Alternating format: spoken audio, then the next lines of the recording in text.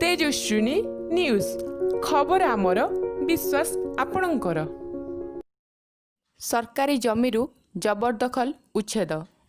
भद्रक बासुदेवपुर बजार रे आज सरकारी जमीरू प्रशासन तरफरू दोकानी मानकु उच्छेद करा जायछि। एथि सहित सरकारी जमी रे जबरदखलकारी मानकु उच्छेद करा जायछि। जामझाड़ी धामरा रास्ता रे प्रशस्तीकरण पई जिला प्रशासन तरफरू किछि दिन पूर्वरु उठा दोकान सहित जबरदखलकारी माने उठी जिबाकू डाकबाजी यंत्र द्वारा कुहा जायथिला। स्थानीय प्रशासन तरफरू 2 दिन सेमानकर दोकान उठाई नेबाकू समय दिया जायथिला। सेही अनुसार आज प्रशासन तरफरू डोजर लगाई जबरदखलकारी को हटाई दिया जायछि।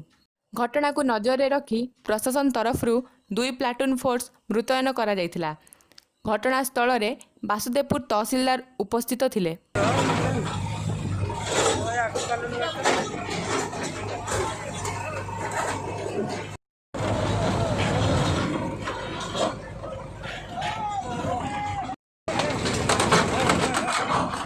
बासुदेवपुर अमर नारायण महांती रिपोर्ट तेजस्विनी न्यूज।